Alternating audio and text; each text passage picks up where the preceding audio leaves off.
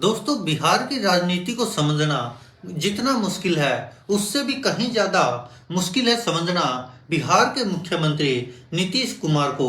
जी हाँ दोस्तों, ऐसा हम इसलिए कह रहे हैं क्योंकि बिहार के मुख्यमंत्री नीतीश कुमार जब भी राजनीति में कोई उलटफेर करते हैं तो उसके अलग ही मायने होते हैं। और जिस तरह से अब आप सोचकर देखिए कि ये वही नीतीश कुमार है जो कभी किसी समय में लालू प्रसाद यादव की पार्टी के खिलाफ भी होते थे, जंगल राज बताते थे, और कांग्रेस के खिलाफ भी होते थे।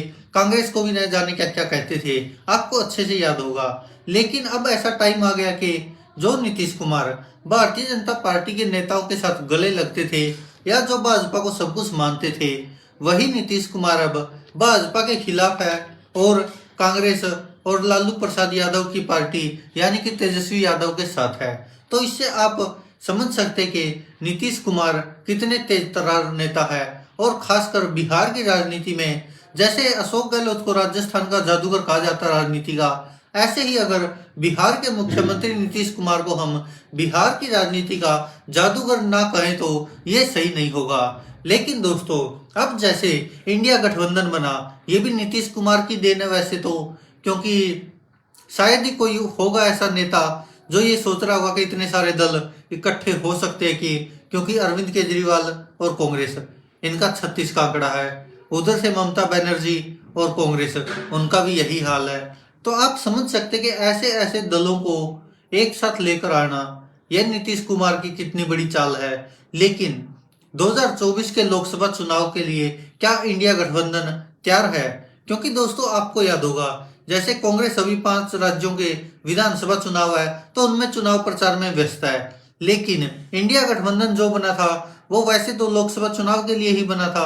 अब कुछ लोग सोच रहे थे कि विधानसभा चुनाव में भी उसका कुछ इफेक्ट दिखेगा, लेकिन ऐसा हुआ नहीं, क्योंकि कांग्रेस भी अन्य पार्टियों के खिलाफ बोल रही है। चलो, कांग्रेस के तो मुकाबले में वैसे कोई है ही नहीं, क्योंकि जहां पर कांग्रेस चुनाव लड़ रही है वहां पर और पार्टी का ज्यादा वजूद नहीं है भाजपा के अलावा, तो इसलिए कांग्रेस का निशाना भाजपा पर ही रहता है। लेकिन अन्य दल जैसे कि आम आदमी पार्टी है, वो छत्तीसगढ़ में भी चुनाव लड़ रहे हैं, मध्य प्रदेश में भी चुनाव लड़ रहे हैं, राजस्थान में भी चुनाव लड़ रहे हैं, उत्तराखंड में भी चुनाव लड़ रहे हैं, मतलब हर जगह। तो आम आदमी पार्टी के निशाने पर कांग्रेस है कहीं ना कहीं, क्योंकि अरविंद केजरीवाल जहां भाजपा पर निशाना साधते हैं तो साथ में कांग्रेस पर भी तंज कसते हैं। और हाल ही के दिनों में आपने देखा होगा, वो चाहे हरियाणा हो, छत्तीसगढ़ हो, मध्य प्रदेश हो, हर जगह अरविंद केजरीवाल निशाना साधते ही साधते कांग्रेस पर भी। लेकिन अब बिहार के मुख्यमंत्री नीतीश कुमार क्या करेंगे? क्योंकि उन्होंने इंडिया गठबंधन बनाया, उनमें इकट्ठा किया सभी दलों को, मीटिंगें भी की, पहली ही मीटिंग पटना में रखी। तो उससे आप समझ सकते कि बिहार के मुख्यमंत्री की सीधी निगाह कहाँ थी, वो सीधी सीधी प्रधानमंत्री की कुर्सी की तरफ थी। उनको पता कि भाजपा में मुख्यमंत्री से प्रधानमंत्री बन नहीं सकते वो, क्योंकि प्रधानमंत्री नरेंद्र मोदी के रहते हुए शायद भाजपा में भी कोई और नहीं बन सकता, तो वही चेहरा रहेंगे। और नीतीश कुमार बिहार के मुख्यमंत्री से प्रधानमंत्री तक का सफर करना चाहते हैं, तो जिस कारण उन्होंने बिहार में तो देखो खलबली मचा रखी है हर जगह से, क्योंकि जितने भी वो अच्छे से जानते जो मास्टर स्ट्रोक होते, जैसे अभी जातीय गणना थी वो बिहार में करा दी उन्होंने, तो ये एक तरह से मास्टर स्ट्रोक माना जा रहा है, क्योंकि भारतीय जनता पार्टी चाहती नहीं कराना। और अब तो कांग्रेस भी अपने घोषणा पत्रों में भी करने लगी है कि हम जातीय जनगणना कराएंगे। तो इससे आप समझ सकते कि बिहार के मुख्यमंत्री नीतीश कुमार कहाँ तक सोच रहे हैं। और अभी जिस तरह से जो सियासी चाल चल रहे हैं 2024 के लोकसभा चुनाव के लिए, तो इसके लिए शायद जितना नीतीश कुमार सोच रहे अन्य दल इतना शायद सीरियस नहीं है। और आपको याद होगा अभी हाल ही में नीतीश कुमार ने कांग्रेस पर भी निशाना साधा था। उन्होंने कहा था कि इंडिया गठबंधन बन तो गया है लेकिन उस पर कुछ ज्यादा काम नहीं हो रहा है। और उनका सीधा सीधा कहना यह था कि कांग्रेस अभी विधानसभा के जो 5 राज्यों के चुनाव है उनमें व्यस्त है। हालांकि नीतीश कुमार कहते रहते हैं कि मुझे प्रधानमंत्री पद की कोई ज्यादा लालसा है नहीं, लेकिन वास्तविकता कुछ और ही है दोस्तों। अभी आपको बता दें कि क्योंकि देखो सियासत चीज ही ऐसी है, इसमें कोई किसी का सगा नहीं होता, क्योंकि आज किसी के साथ है कोई नेता तो कल किसी के साथ होगा, तो ये विश्वास तो रह ही नहीं सकता। क्योंकि आप ज्योतिरादित्य सिंधिया को ही देख लीजिए, एकनाथ शिंदे को देख लीजिए, अजीत पवार को देख लीजिए, शुभेंदु अधिकारी को देख लीजिए, हरियाणा के दुष्यंत चौटाला को देख लीजिए। मतलब कि जो नेता जिस पार्टी के खिलाफ लड़कर जीते हैं वो नेता उसी पार्टी में शामिल हो जाते हैं, उन्हीं के साथ गठबंधन कर लेते हैं। वैसे तो नीतीश कुमार भी जब उन्होंने अपनी सियासत की पकड़ बनाई तो कांग्रेस के खिलाफ ही बनाई थी। उसके बाद फिर उन्होंने आरजेडी के खिलाफ भी बहुत कुछ कहा, जंगल राज कहा और भी न जाने क्या क्या। आज वही आरजेडी के नेता तेजस्वी यादव के कंधे पर हाथ रखकर कहते कि ये बिहार का आने वाला कल है। तो आप समझ सकते कि किस तरह से। अब दोस्तों बात करते हैं किस तरह जमीन तैयार की जा रही है नीतीश कुमार द्वारा। जिस तरह से इंडिया गठबंधन बनाया तो उसमें नीतीश कुमार की भागीदारी सबसे ज्यादा थी।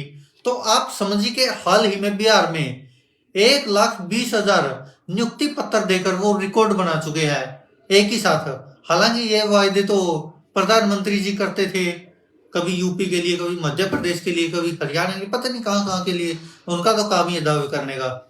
क्योंकि अमित शाह की वो वीडियो सुनी होगी ना आपने कि तो राजनीतिक जुमले होते हैं, जुमलों का क्या है। हालांकि जब नीतीश कुमार ने यह रिकॉर्ड स्थापित किया तो उसके साथ ही चर्चा थी कि जो नीतीश कुमार ने इंडिया गठबंधन बनाया तो उसका भी क्रेडिट शायद कांग्रेस देने को तैयार नहीं नीतीश कुमार को।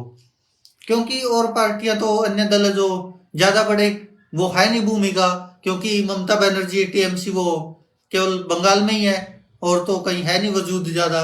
आम आदमी पार्टी है उसका फिर भी चलो है कि थोड़ा दिल्ली में भी पूरी तरह से वही काबिज है, पंजाब में भी और थोड़ा बहुत अलग राज्यों में भी है प्रतिशत।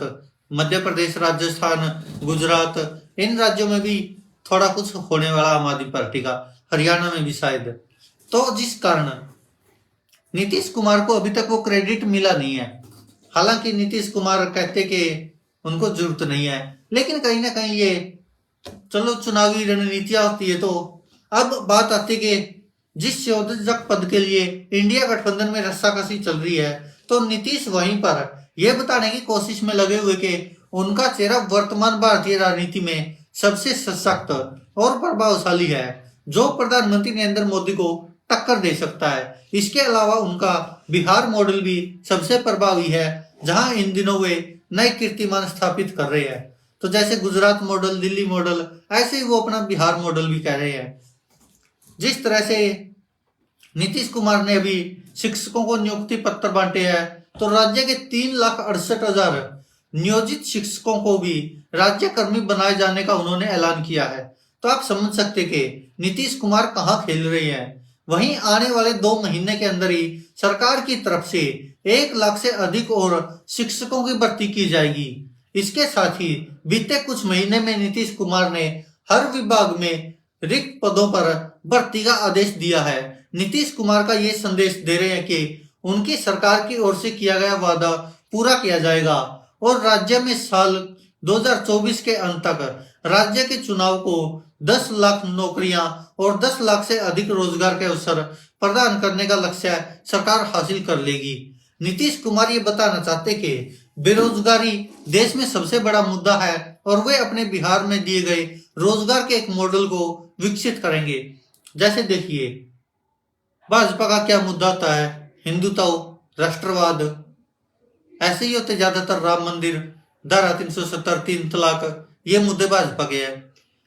अरविंद केजरीवाल के क्या मुद्दे हैं, शिक्षा, स्वास्थ्य है, यही है ज्यादातर। तो और कांग्रेस के कहें तो वो तो चलो ऑलराउंडर है, सभी मुद्दे लेके चलती पुरानी पार्टी है। लेकिन बिहार का जो राजनीतिक समीकरण बदला है कुछ सालों से, तो उसको आप समझ सकते हैं। अब जिस तरह से, क्योंकि प्रधानमंत्री नरेंद्र मोदी के खिलाफ खड़े होने वाला शायद अभी तक कोई चेहरा हुआ नहीं अभी राजनीति में जिसको लोग मानते हो कि हाँ ये टक्कर दे सकता है। लेकिन कहीं ना कहीं नीतीश कुमार अपने आप को वहां खड़ा करने की कोशिश कर रहे हैं। जिस तरह बिहार में जातीय जनगणना कराई और उसके बाद हो सकता है कि आगे जिस तरह से राजनीति में सक्रियता आ रही है तो हो सकता है कि आगे राजनीति में भी आरक्षण की बात कर दे नीतीश कुमार कि हाँ इतनों को तो देना ही देना है। और जिस तरह महिलाओं के आरक्षण की बात है, क्योंकि नीतीश कुमार जानते कि उनका जो वोट प्रतिशत है उसमें लगभग आधा वोट प्रतिशत महिलाओं का है, उनका परंपरागत वोट प्रतिशत। वैसे तो क्योंकि उन्होंने काम भी कई किए हैं महिलाओं के लिए, उन्हें सशक्त, समृद्ध और शिक्षित करने के लिए राज्य में कई योजनाएं चलाई है। और नीतीश कुमार की यह कोशिश ईमानदार भी लगती है।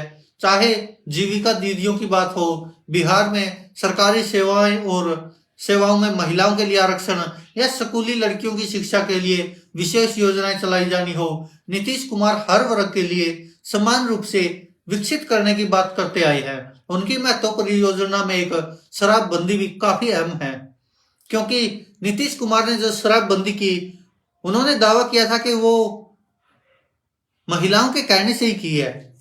तो इससे कि क्या हो गया कि महिलाओं को विश्वास हो गया नीतीश कुमार पर।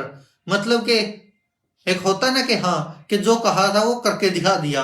ऐसा कुछ है कि जिस कारण महिलाएं ज्यादा पसंद कर रही है नीतीश कुमार को वोट करना, और इसका फायदा चुनाव में मिलता है नीतीश कुमार को, क्योंकि जिस तरह से उन्होंने शराबबंदी की।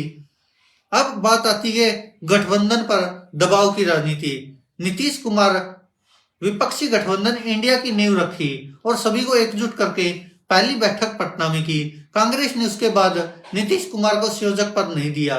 आगे अब गठबंधन पर कोई ध्यान नहीं दे रही है। नीतीश कुमार ने भी ये बात कही है, लेकिन अब नीतीश कुमार चाहते कि वो खुद ले उस चीज का क्रेडिट।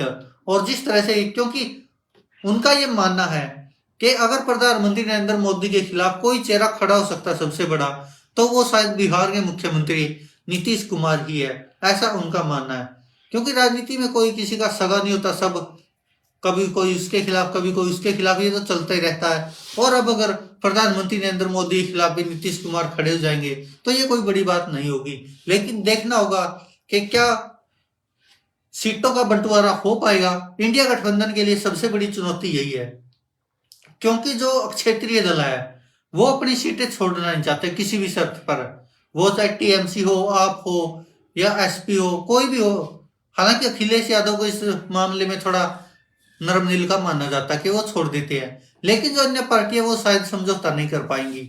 और रही बात कांग्रेस की, तो जिस तरह से लगातार चुनाव में जीत हासिल होती आई है कांग्रेस को, कर्नाटक हो, हिमाचल हो, और जीत तो वैसे मध्य प्रदेश भी लिया था, वो अलग बात है कि चलो सरकार टूट गई।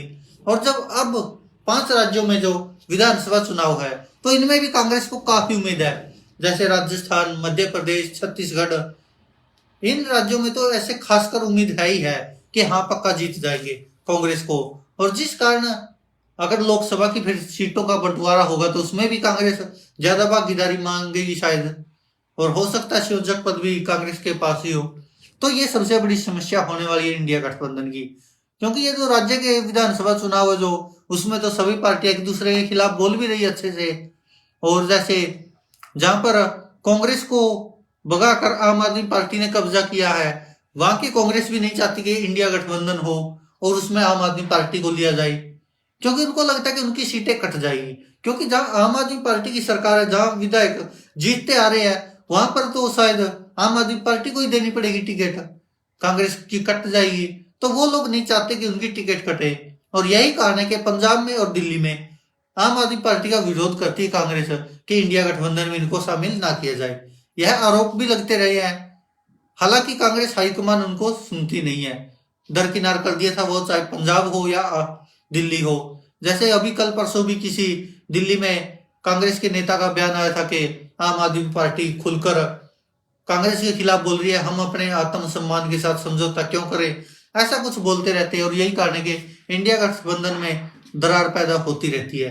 दोस्तों, अब आपको क्या लगता है, क्या नीतीश कुमार प्रधानमंत्री के पद के उम्मीदवार हो सकते हैं इंडिया गठबंधन की तरफ से? और क्या आपको लगता है कि इंडिया गठबंधन 2024 के लोकसभा चुनाव एकजुट होकर लड़ सकता है? और क्या भाजपा का जो प्रधानमंत्री नरेंद्र मोदी का चेहरा है उसका सामना कर पाएगा? धन्यवाद दोस्तों, देखते रहिए सच की आवाज।